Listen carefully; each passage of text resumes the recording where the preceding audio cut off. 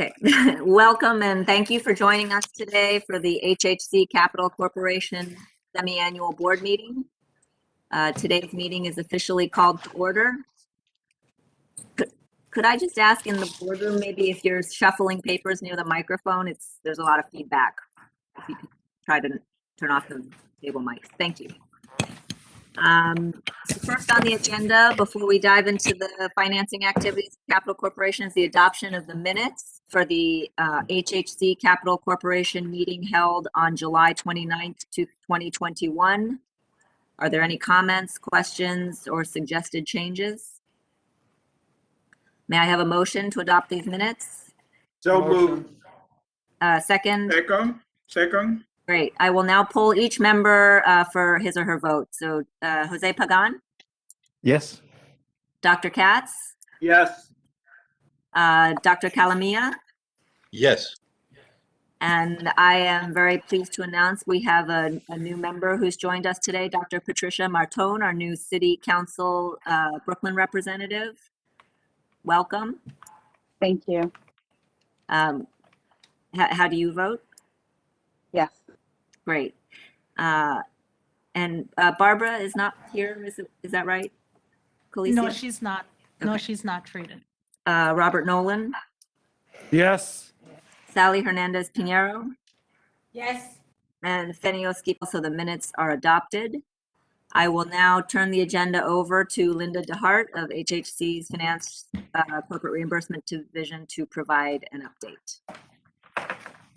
Thank you. Just as a reminder for everyone, the Capital Corporation was created to receive the healthcare revenues of the system that are pledged to secure the system's bonds. As such, it really does not have business. It merely holds revenues and passes them to the system as the bond debt service requirements are satisfied. But we use these board meetings as an opportunity to give an update on the system's financing program. So starting on page 1 of the presentation, we have a snapshot of our outstanding bond portfolio, which is currently $513.5 million. 75% of that, or roughly $384 million, are tax-exempt fixed rate bonds, and roughly 25%, or $129 million, are tax-exempt variable rate bonds. Our variable rate bonds are secured by letters of credit. 75% of the variable rate bond amount is secured by TD Bank, and the balance by JP Morgan Chase. Those bonds secured by TD Bank have a final maturity in 2031, and the letter of credit by TD Bank expires in September of 2023. So we will be beginning to pursue an extension of that, or a reissuance of a letter of credit for those bonds later this year. The balance of the funds secured by JP Morgan have final maturity in February of 2026. And we recently negotiated with Citi to extend that letter of credit through the final maturity, so that will be the final letter of credit associated with those bonds. We provided a view of the most recent reset of interest rates as of 1/12. The variable rates ranged from 0.4% to 0.5%. We estimate that over the life of our variable rate program, we have saved just over $70 million through December of last year. Moving to slide 2. We wanted to provide some information, some context for the variable rate interest rates. This graph gives you that history since 2008. And compares to SIFMA, which is an index that is used to sort of peg variable rates. And the spread between the SIFMA index and the actual rate that you achieve is sort of a measure of the competitiveness of your interest rates. So that top orange line is the SIFMA index. The bottom blue line are the actual rates that we have achieved. And you can see spreads are quite healthy. You'll note that the chart starts in 2008 with some spikes reflecting the 2008 financial crisis. And you can see in March of 2020, another spike that reflected the market response to COVID, but we have currently recovered and have very, very healthy rates. Turning to page 3, we present the entire history of the system's bond issuances for that $513.5 million outstanding portfolio. You can see that the bulk of our bonds now, over half, were issued in our 2020 Series A bond that refunded our 2008A and 2010A bonds and issued approximately $100 million of new capital funding for system projects. Moving on to slide 4. Oh, I'm sorry, I'm not keeping up. This was the bond issuance history. Thank you. On slide 4, we show the construction fund that resulted from that 2020 bond issuance of new money of $100 million. You can see that to date, we have drawn down $11.75 million. That's up from $2.4 million the last time we presented to you. And we have total encumbrances for this fund of $89.7 million, up from $17.5 million the last time we presented. So we wanted to move as quickly as possible with these funds, having borrowed on them, and we had targeted projects that could be completed within 18 months. We did face some delays, primarily due to the strains on the system by the ongoing COVID response. So we did not get started as quickly as we had hoped, but we've now made considerable progress in using these funds. Moving on to slide 5. So the tax-exempt bond programs or borrowing programs require every 5th year an analysis of whether there was an arbitrage liability due back to the federal government associated with those bonds. So we are now in the 5th year of our tax-exempt loan from JP Morgan that we'll go into more detail on coming slides. But accordingly, our rebate consultant, Hawkins, Delafield and Wood, prepared an arbitrage rebate analysis indicating that there was no liability associated with those loans.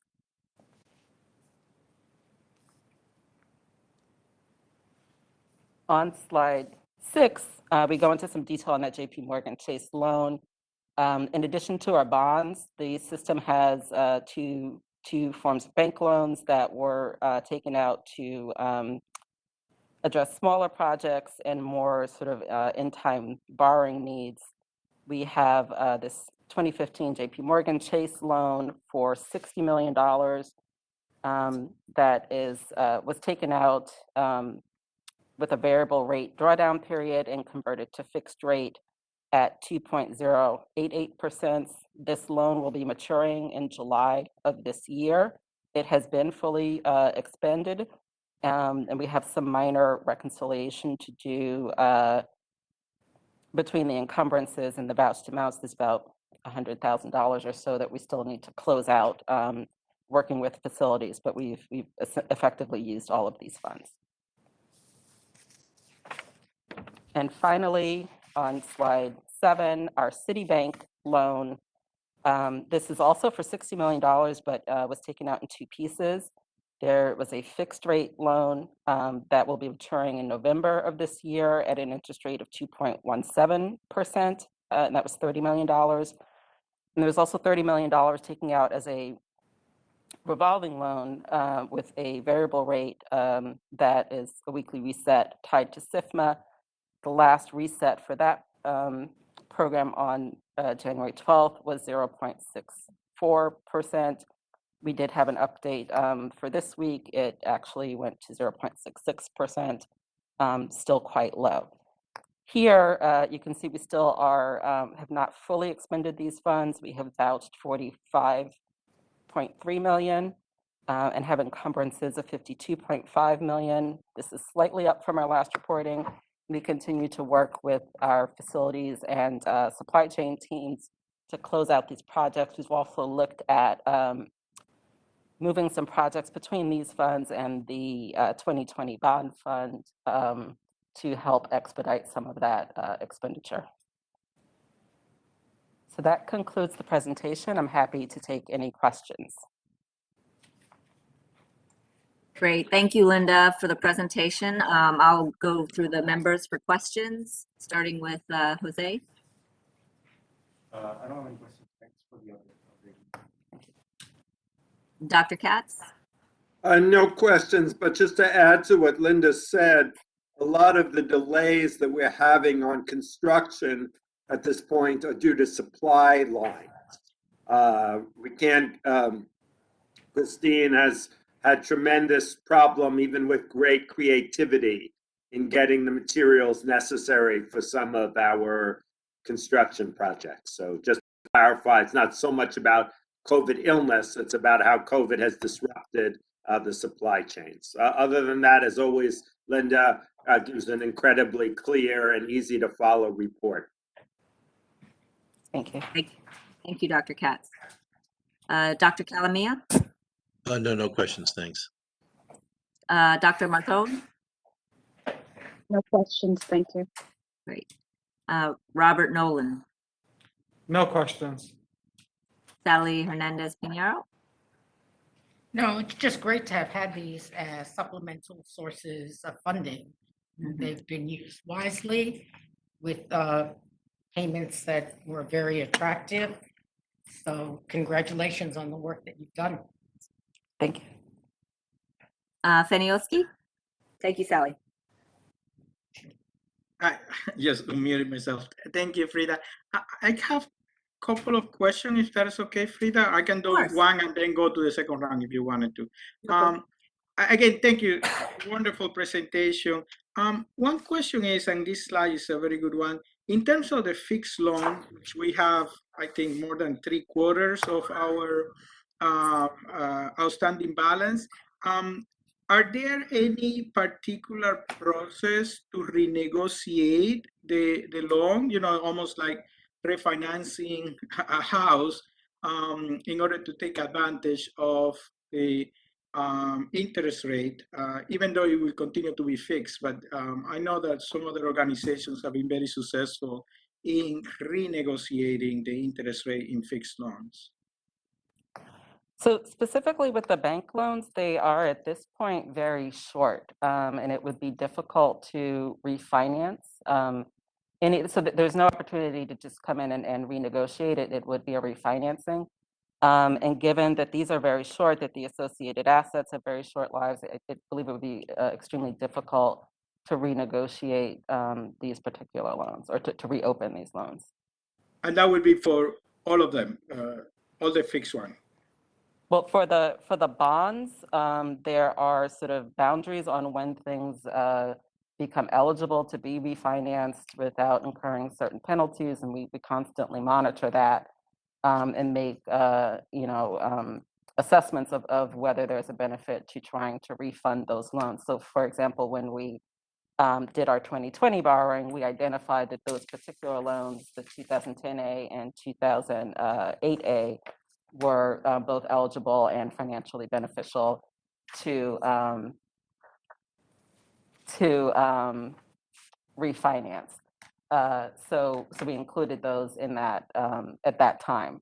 We routinely receive updates from both our financial advisor and from the different banks that we work with, sort of looking for these opportunities. So we keep our eyes very open for that.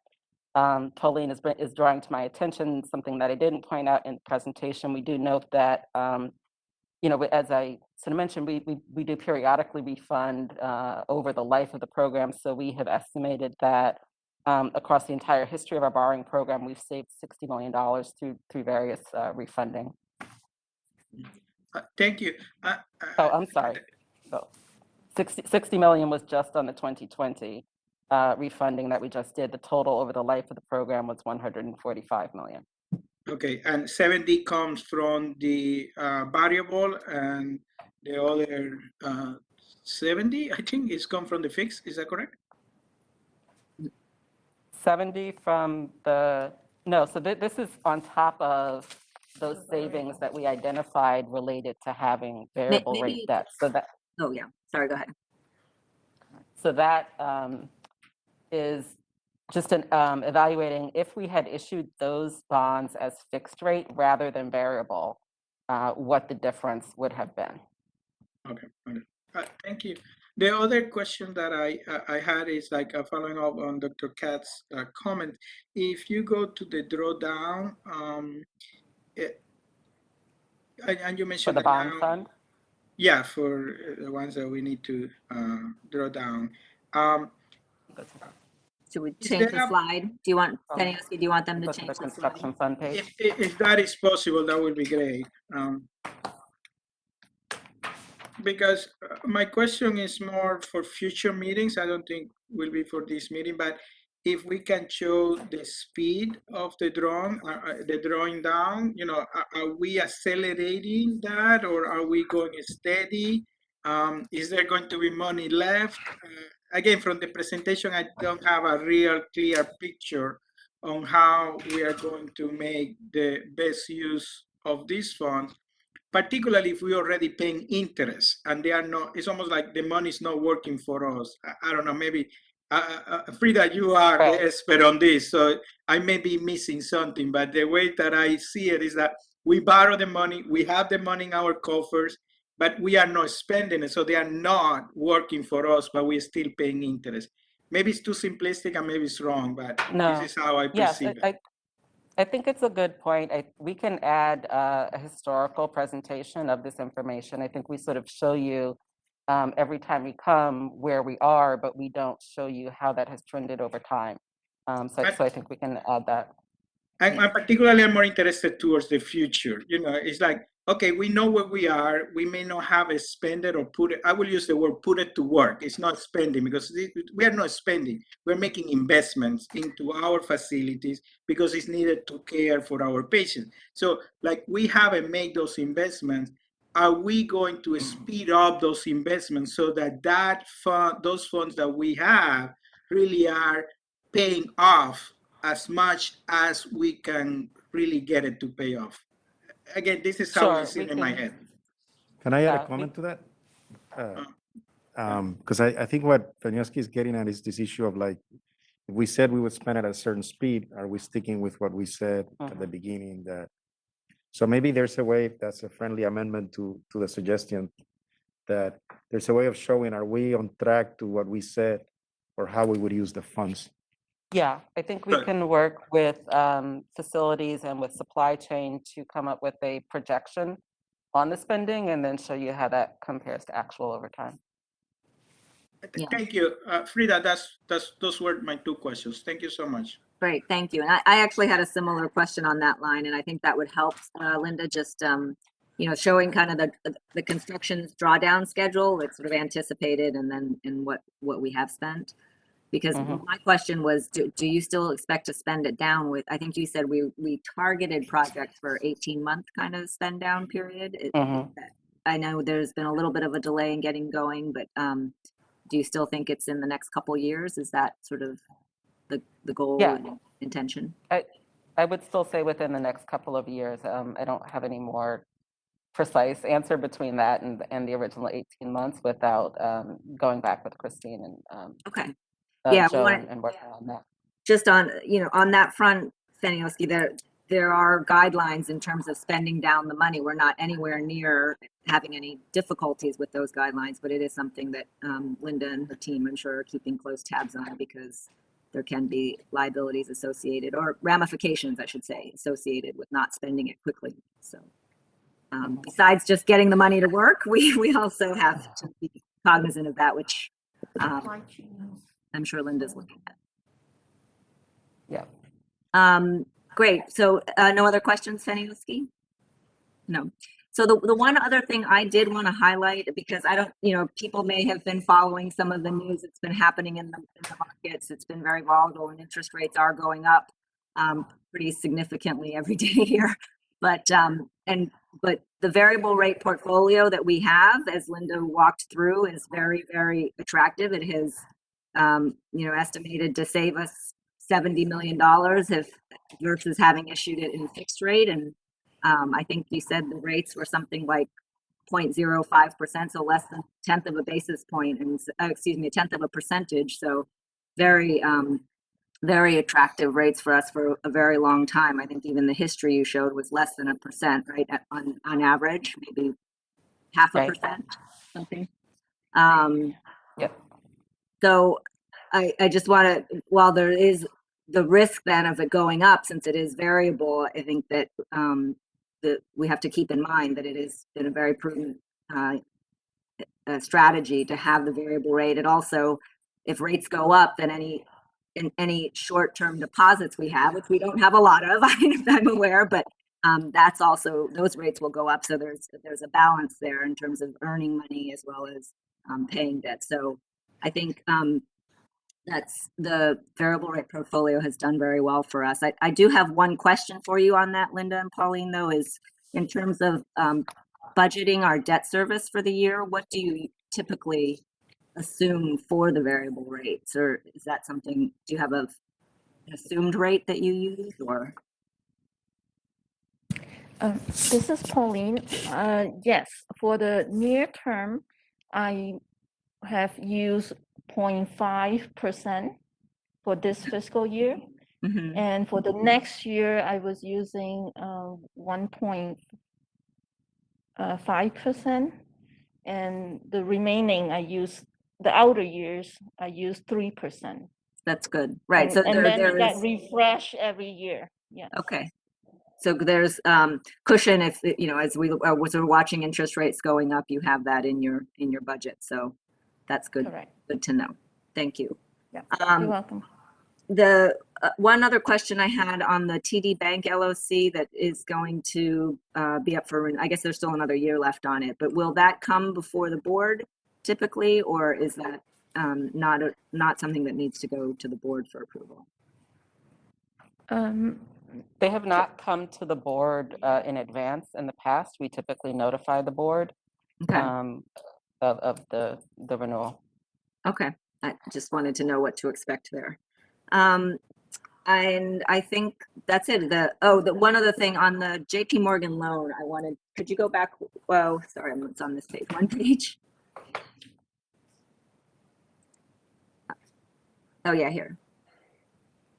So it's not 60 million that's coming due on July 1st, 2022, right? There's only 6.7 million left that's going to get paid off at the end of this fiscal year. Is that right? Correct. And Okay. we're paying it down as we go. Got it. I wasn't sure if that was a bullet or if there's been payments along the way. No, neither of the loans have bullets. Great. Okay. Well, thank you very much. No other questions? I think that was a great presentation, Linda and Pauline. And is there any old or new business to come before the board? If there's no further business, I declare the meeting adjourned. Thank you. Thank you. See you in the next meeting. Bye-bye.